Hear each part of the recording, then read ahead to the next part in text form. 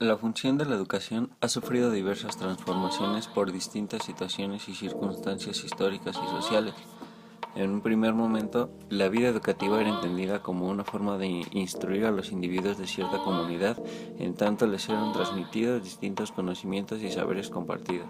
Pero, ulteriormente, la escuela se convirtió en un lugar en el que no solamente se instruía, también se educaba con la finalidad de que los individuos formaran parte de una comunidad en específica, en tanto compartían diversas prácticas. Bajo este tenor, la educación se ha encargado de transmitir, preservar y mantener generacionalmente distintas prácticas significativas y valoradas por grupos o comunidades establecidas. Por esta razón, los procesos educativos se encargan de incrustar a los individuos en la sociedad y así lograr un aprendizaje significativo de las pautas, técnicas y valores necesarios para la convivencia armoniosa.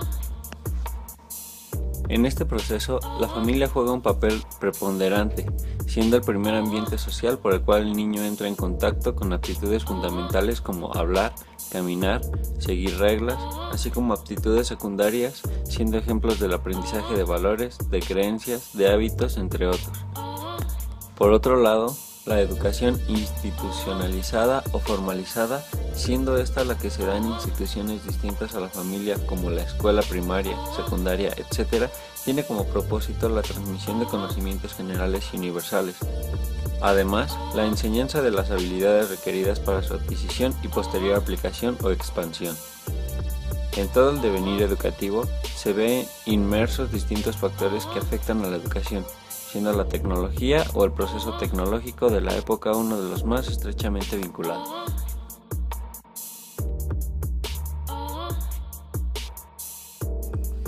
La tecnología ha sido tratada de diferentes maneras en distintos momentos históricos, pero es innegable el rechazo que sufre el progreso tecnológico al momento de su aparición, ya que éste modifica los órdenes instituidos a favor de la eficientización de ciertos procesos. Una de las formas en las cuales se concretiza el avance tecnológico es mediante la creación y producción en masa de herramientas y aparatos que se tornan indispensablemente en la vida cotidiana de las personas.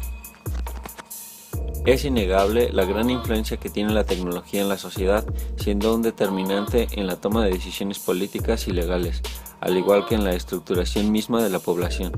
Además, como se mencionó con anterioridad, uno de los fenómenos sociales en los cuales tiene gran influencia es la educación. Un ejemplo de lo anterior es la proliferación de las TICs, las cuales han sido catalogadas como una herramienta para diversificar la enseñanza y el aprendizaje. Además, se ha vuelto una muestra de nuevas formas de pensar que están generando a partir de los nuevos paradigmas en la educación del siglo XXI. Una de las disciplinas científicas ligadas indisolublemente a la educación es la psicología. No existe un consenso en el establecimiento del objeto de estudio de la psicología, por lo que existen múltiples paradigmas con sus cuerpos teóricos específicos, que se acercan a lo que en común se le denomina lo psicológico. Por esta razón, cada constructo teórico tendría una forma distinta de abordar e inmiscuirse en el fenómeno educativo. Aunado a lo anterior, y como se mencionó al inicio, no puede soslayarse interrelación entre los distintos factores que afectan el devenir educativo, siendo uno de los más importantes el progreso o avance tecnológico. Por este motivo, el objetivo del presente trabajo es conocer la postura de psicólogos expertos en la educación respecto al posible impacto que ha tenido la tecnología en la relación enseñanza-aprendizaje. Las perspectivas teóricas a abordar son interconductismo, psicología corporal, histórico-cultural y psicoanálisis. ¿Yo?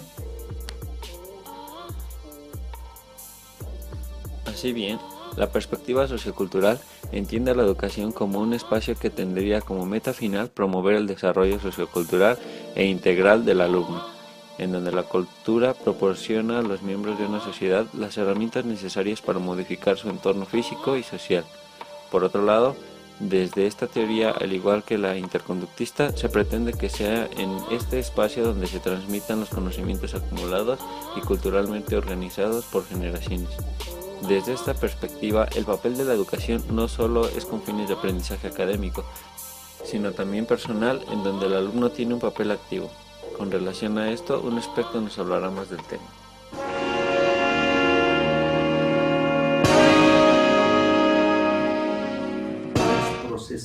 de interacción que tiene una persona con todos los demás, o las personas con todos los demás de su medio, sí, que puede ser directamente o indirectamente para pues, desarrollarse como tal. Y entonces la educación se da en todos los medios, en donde quiera que el ser humano se encuentre, ¿no? Prácticamente desde que nace.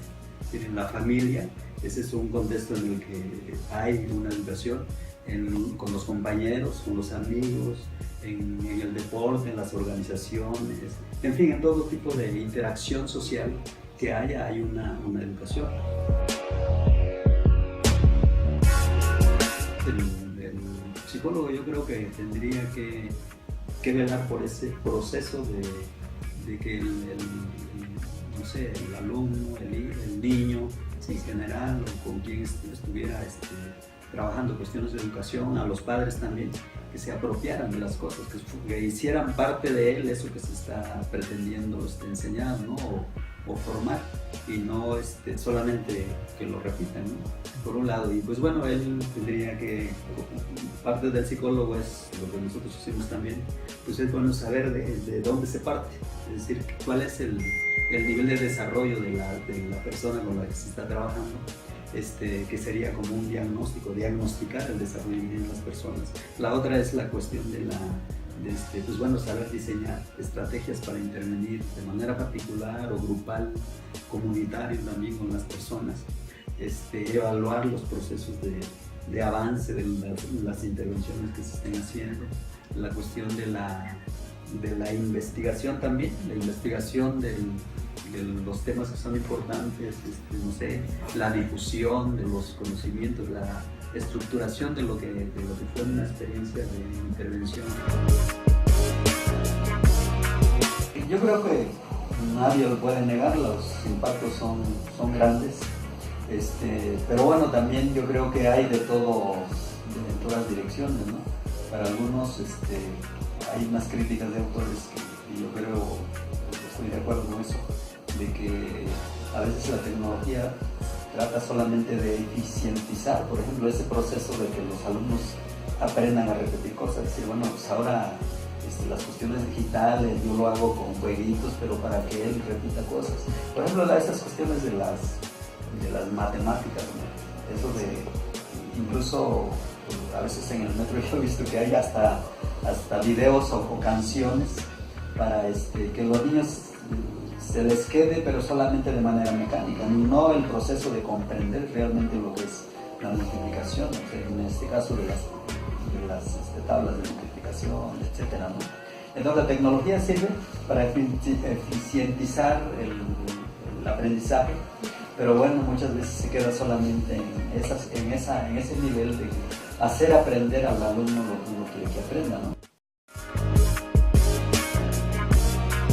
Pues bueno, hemos tratado de que las cuestiones de la tecnología pues sean, que abarquen este proceso de desarrollo de las personas, que no solamente sea, que se quede solamente en que pues bueno, ahora yo lo pongo en vez del pizarrón, ahora en un proyector, ¿no? Una proyección. Entonces, porque pues eso es trasladar, a lo mejor pues ahora ya no uso el PIS, ya paso mis diapositivas, pero podría seguir siendo solamente por repetir información, ¿no? Entonces se trata de que, pues bueno, a través de la tecnología también que el estudiante se cuestione cosas, que se forme, que se desarrolle, que se vea a sí mismo.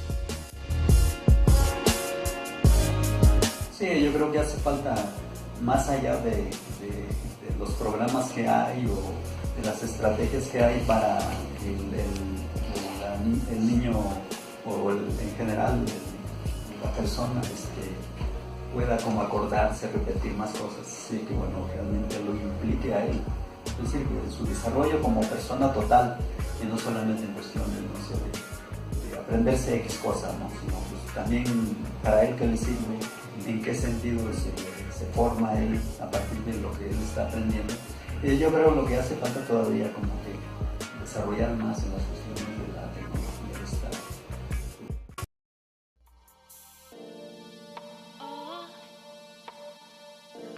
El interconductismo, con su principal expositor, Jacob Cantor afirma que la diada docente-alumno es sumamente importante para promover el aprendizaje. Por lo tanto, el estudiante debe ser participativo y el profesor debe crear las situaciones pertinentes para que se dé el aprendizaje. A continuación, un experto en dicha teoría nos hablará de cómo ésta concibe a la educación y el impacto que tiene la tecnología sobre la relación enseñanza-aprendizaje. Básicamente, la educación desde un punto de vista interconductual consiste en cómo la conducta de un individuo pasa a ser parte de una serie de prácticas que la cultura instaura, ¿no?, a lo largo del tiempo. Entonces, una función del psicólogo que se dedica al campo de la educación pues sería investigar cómo es que ocurre ese proceso de incorporación del individuo a grupos particulares o a la cultura. Otra función también que tiene el psicólogo interconductual es, por ejemplo, el diseño curricular de algunos programas educativos. Es decir, el proceso educativo, al menos en su característica formal, puede ser planeado. El psicólogo educativo, en ese sentido, debería estar capacitado para llevar a cabo esta planeación. Esa es otra función del psicólogo. Otra, por ejemplo, también tiene que ver con la rehabilitación. Es decir, hay de pronto individuos que no se ajustan como esperamos a cierta comunidad, a ciertas prácticas, y entonces el psicólogo también puede programar distintos entrenamientos para que estas personas sean capacitadas o rehabilitadas y tengan una incorporación con éxito. Pues las TICs han sido un avance importante, ¿no? Prácticamente todo lo que tiene que ver con estos cambios en la modernidad pues invitan a que tengamos claro que ya no hay como tal un avance sin computadoras, sin programas que nos permitan acercarnos, orientar nuestra educación de una manera distinta. Las TIC se han presentado como una alternativa en la formación de diferentes comunidades, ¿no?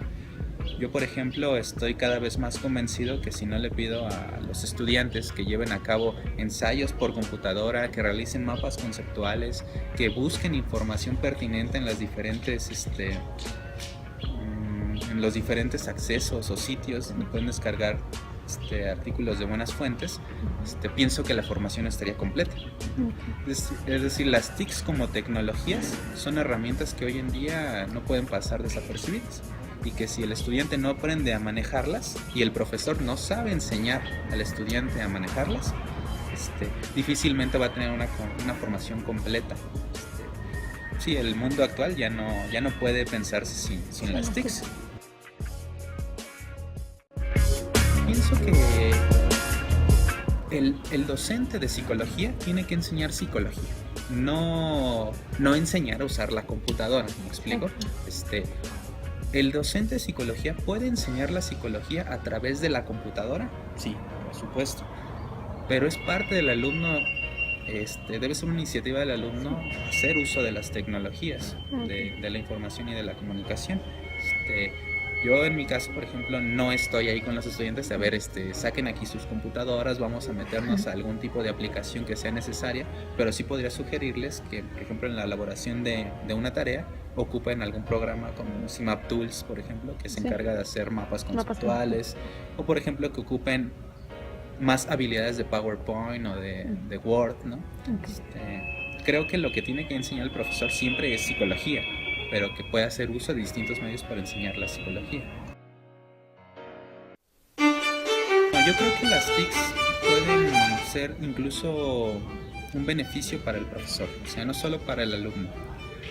Los alumnos pueden hacer una tarea, por ejemplo, de manera efectiva, ocupando las tecnologías, pero los profesores también pueden dar una muy buena clase ocupando tecnologías. Una tendencia actual en cualquier curso de formación docente es que los profesores aprendan a dominar algunos espacios virtuales o aulas virtuales.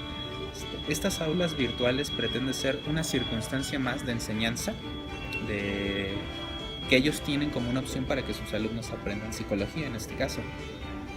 Solamente que creo que aún no están muy bien delimitadas las formas de cómo enseñarle a los profesores a ocupar las TICs. Y cómo a su vez los profesores tienen que aprender a enseñar a sus alumnos cómo usar las TICs. O sea, una cosa es cómo el profesor aprende a usar las TICs y cómo otra es cómo él enseña que sus alumnos aprendan a usar las TICs. La perspectiva existencial humanista marca que las metas en la educación deberían ser las siguientes: promover la autorrealización y convertir a las personas en seres altruistas, generosos y creativos. Asimismo, señala que lo importante no es que las personas adquieran conocimiento, sino que aprendan a aprender, y que las escuelas deben ser un espacio de descubrimiento de la vocación al cual se acude por iniciativa y voluntad a cursar asignaturas que sean correspondientes con las inquietudes de las personas y no aquellas que tengan como fin el cumplimiento de requisitos como créditos. A continuación, un experto nos hablará más sobre el tema.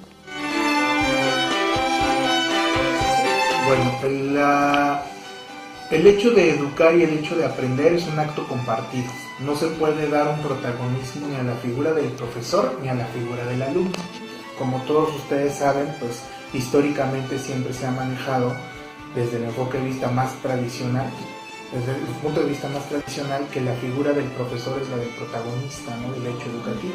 El profesor es el que marca la pauta, el profesor es el que marca el ritmo del aprendizaje, el profesor es el que debe motivar a los alumnos, etc.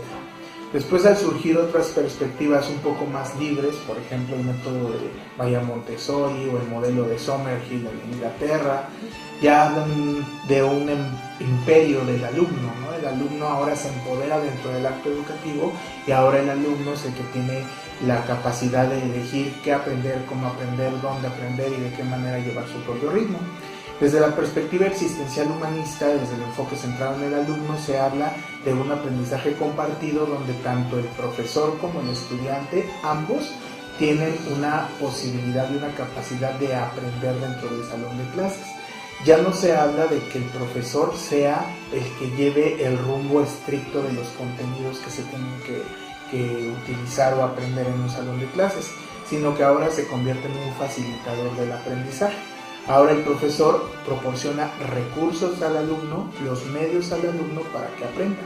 Y el alumno, obviamente, si está en un ambiente o en un clima de aprendizaje donde hay aprecio, empatía y congruencia por parte del profesor, por parte de la convivencia con los alumnos, el alumno va a sentir una motivación intrínseca. No es una motivación que tenga que ver de un agente, que tenga que venir de un agente externo, sino ya es una automotivación, una motivación intrínseca para que elucide este deseo de aprender por parte del alumno. Bueno, si nosotros hablamos de una perspectiva de existencial humanista, se supone que el académico y el psicólogo tienen que trabajar juntos para que vayan descubriendo cuáles son las necesidades reales de aprendizaje por parte del alumno. El psicólogo, de alguna manera, ahí serviría como el abrir espacios de escucha para que los alumnos se sientan con la libertad de expresar sus propias necesidades de aprendizaje, que puedan expresar de manera libre qué es lo que quieren aprender y cómo lo quieren aprender, para que se pueda de alguna manera flexibilizar el contenido y el facilitador en este sentido pueda acompañar a los alumnos en este proceso de aprendizaje. Bueno, es ineludible que a partir de diferentes procesos políticos, sociales, económicos, culturales, incluso hasta religiosos, pues el mundo cada vez está más globalizado, ¿no? Cada vez nos encontramos más cercanos de la cultura del otro. Entonces las TICs, las tecnologías de la información y la comunicación, tienen un papel preponderante actualmente en la manera como se enseña, cómo se educa y cómo se aprende. Ya no podemos nosotros confiar en modelos tradicionales o en modelos en donde solamente el académico desde su nicho de académico tenga que transmitir o brindar conocimientos a los estudiantes. Ahora los estudiantes, ustedes que ahora como jóvenes que tienen a la tecnología tan al alcance y tan cercano a ustedes, pues ahora ustedes ya tienen la posibilidad de acceder a información, a avances tecnológicos y científicos, a teorías de conocimiento nuevas en tiempo real. Entonces es preponderante el papel de las tecnologías, pero también es preponderante que el académico, que el docente, que el maestro se esté constantemente capacitando y actualizando en este tipo de actividades. ya no se puede aceptar, yo creo que ya no se puede aceptar que un académico esté rezagado y que crea que la única fuente de información para transmitir un conocimiento o para compartir un aprendizaje con los alumnos puedan ser, por ejemplo, los libros o las revistas científicas. Ahora ya, inclusive, hasta para poner en duda lo nuevo que se está generando como conocimiento, hasta para eso el profesor necesita tener un pleno manejo de las tecnologías y tener la capacidad de acceder para poder debatir, compartir, reflexionar con los estudiantes. Como una oportunidad de crecimiento y de aprendizaje, ¿no? Por ejemplo, hay mucha gente que es acérrima enemiga del Facebook, por ejemplo, ¿no? Que el Facebook se convierte como en todas las circunstancias de la vida, se convierte en un arma de doble filo, ¿no? Porque tanto puede servir para vulnerar, para generar disputas, diferencias, enojos y hasta rupturas amorosas, pero también el Facebook puede servir como una herramienta tecnológica valiosa para tener comunicación con los estudiantes, ¿no? Por ejemplo, yo en mi clase de desarrollo y educación con mis estudiantes tengo un grupo secreto de Facebook donde publicamos, compartimos ideas, y esto yo lo tomo en cuenta también como una tarea entregada por parte de los alumnos, ¿no? Entonces, a mí me sirve, por ejemplo, para tener una comunicación, como les decía hace rato, en tiempo real. Si por alguna circunstancia necesito que hagan una lectura o que busquen alguna información, o hasta lo más fútil e insignificante, ¿no? De que, ¿qué creen? Mañana tengo un compromiso y mañana no les voy a poder dar clase. Hasta para eso puedo yo avisarles en tiempo real, y ustedes se enteran de que yo no voy a estar con los estudiantes, ¿no? Entonces, desde la perspectiva humanista, pues no podemos menospreciar el que los tiempos nos van marcando nuevas necesidades o nuevas formas de conocimiento, pero también es muy importante el que veamos las cosas como oportunidades, ¿no?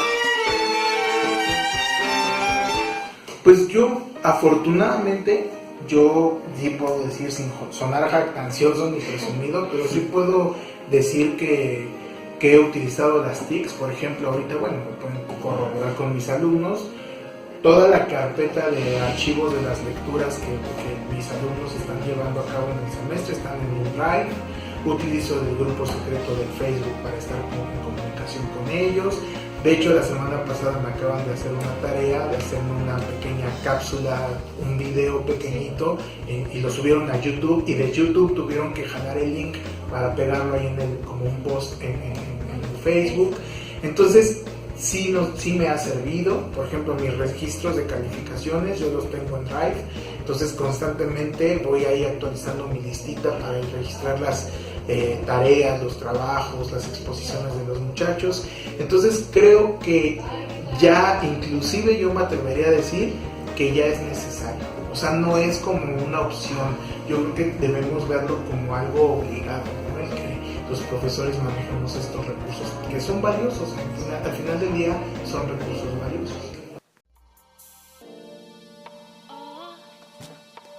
Por otro lado, la teoría psicoanalítica entiende la educación como el espacio que tiene como propósito formar personas psicológicamente sanas. Por lo tanto, la tarea de la educación radica en auxiliar a que los individuos desarrollen el principio de realidad, siendo capaces de discriminar lo que es real de lo que es fantasioso. Dicho de otra manera, la educación debe favorecer el sano desarrollo psicoemocional del individuo. Por ende, se reconoce la gran influencia que tienen los aspectos efectivos en la construcción de los individuos. En este tenor, resalta la importancia en la relación profesor-alumno, siendo los primeros los que deben contribuir a favorecer la autonomía de los estudiantes, favoreciendo la reflexión y las transformaciones intelectuales. A continuación, un experto nos hablará más sobre el tema.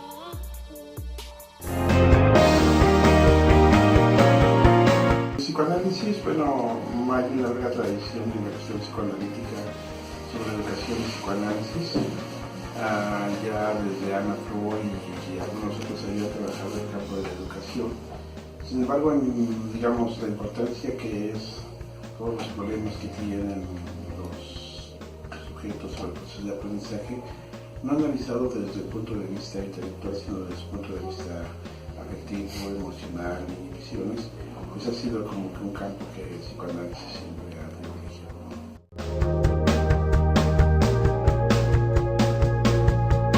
Más allá de, desde luego trabajar con todos los impedimentos, desde luego, sobre todo los niños que son, en gran mayoría, los impedimentos familiares, son como que el trabajo con el psicólogo, la familia, para que el niño no sea solamente un síntoma familiar, sino que el niño pueda desde ahí poder avanzar, ¿no? Entonces el trabajo que se puede hacer con la familia es vital para la cuestión psicoanalítica, es el papel de los impedimentos, los límites, las limitaciones que hay veces los aspectos familiares ponen en los síntomas de los niños.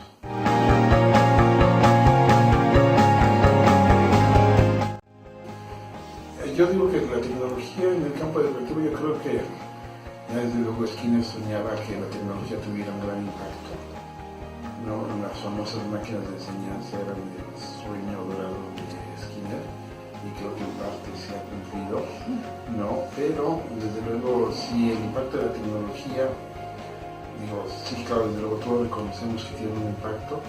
El asunto de la tecnología es hasta dónde son sus límites, dónde comienzan los límites de la enseñanza, dónde comienzan los límites que de pronto la tecnología pone al alcance de todos, pero saber hasta dónde está el límite de lo que puede hacer el sujeto, hasta dónde puede aprender. Hoy creo que toda la educación a distancia parece ser los caminos que se abren para la educación, la idea de que los sistemas educativos son muy pesados económicamente y que hoy quizá todos nos van a dar nuestra computadora y parece ser el camino.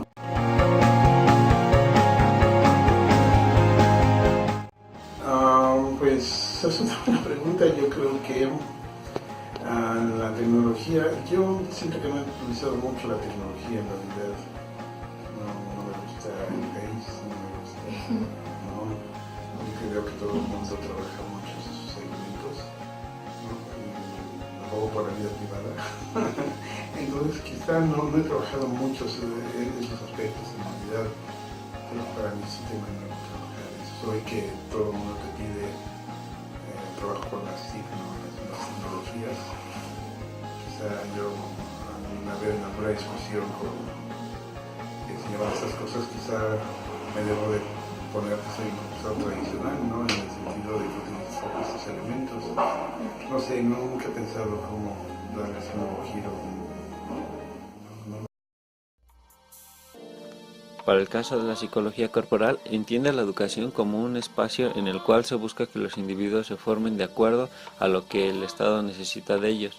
Es un espacio en el que se enseñan a reprimir al cuerpo y además aísla a los individuos de su realidad social. A continuación, una experta en esta teoría nos hablará de esta concepción de educación y el impacto que han tenido las TIC sobre ella.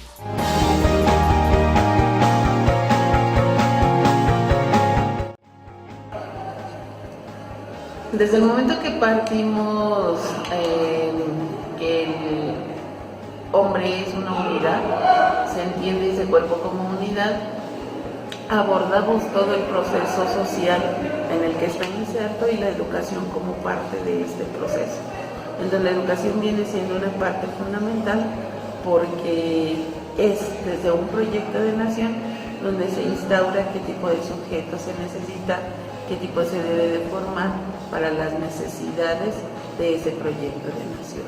Entonces, para nosotros la educación es fundamental en términos de entender y comprender qué es lo que está sosteniendo ese proyecto de nación, porque eso es lo que está formando en los estudiantes.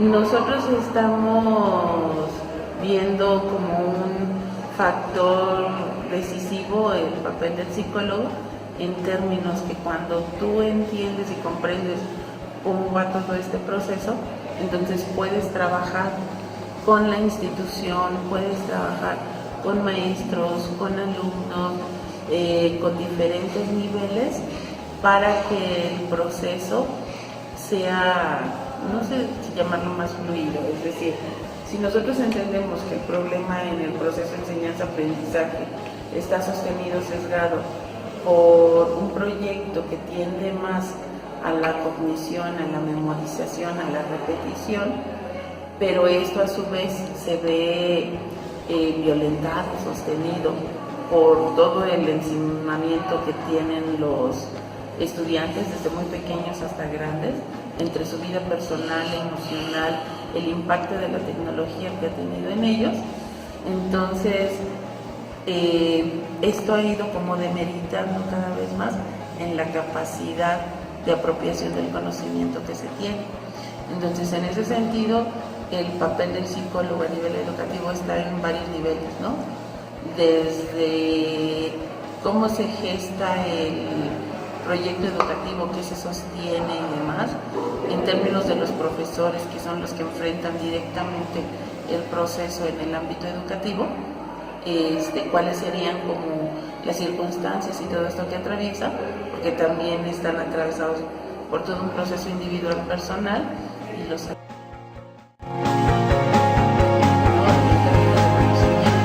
el poder tener acceso a mucho mayor material, bibliografía, información, no solamente de lo que es tu país, sino de diferentes países. El tener acceso a todos los eventos, congresos que dejan artículos en revistas, que puedes tener esa conformación, el poderte comunicar, el poder establecer toda otra serie de vínculos a otro lado. A mí me encanta. O sea, he usado las redes sociales para debates entre alumnos, funciona bastante bien. Creo que es como forzado, ¿no? Porque lleva una evaluación, entonces les obliga a poner una opinión. Entonces, de ahí van encadenándose con otras propuestas más, y eso me ha ayudado para poder socializar un trabajo.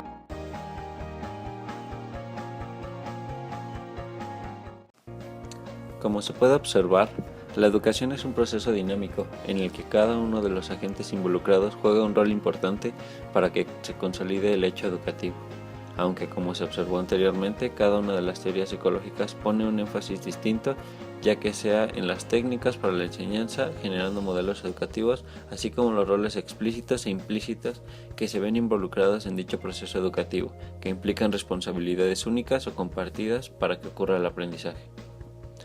Cabe resaltar que no se puede pensar en la educación como un proceso unidimensional, ya que se debe considerar las múltiples dimensiones que la constituyen, tales como la relación enseñante-aprendiz, relación aprendiz-aprendiz, relación aprendiz-institución, entre otras. Se debe recordar que por cada uno de estos factores es crucial y un determinante para la eficacia de una formación en la sociedad actual. Así bien, con relación al impacto que tienen las TICs en la educación, se puede concluir que este depende mucho de la propia personalidad de los docentes en el hecho educativo, ya que como se pudo ver, hubo expertos que le dieron gran énfasis a estas tecnologías, como el experto humanista o el interconductista, mientras que hubo otros como el psicoanalista que mencionó que para él las TICs no son algo ni relevante ni impactante en su práctica docente, abogando principalmente por la privacidad. Por último, es necesario hacer énfasis en que no existe una concepción mejor que otra en cuanto a la educación, ya que cada concepción tiene sus fortalezas y debilidades, que son dependientes a las necesidades propias de los aprendices. Cada teoría psicológica es capaz de atender aspectos, niveles y aprendizajes específicos distintos, y que además el impacto de las TICs dentro de la educación es evidente. Sin embargo, esto no quiere decir que lo sea así para todos los profesionistas o docentes, y no por esto el hecho educativo es mejor ni peor.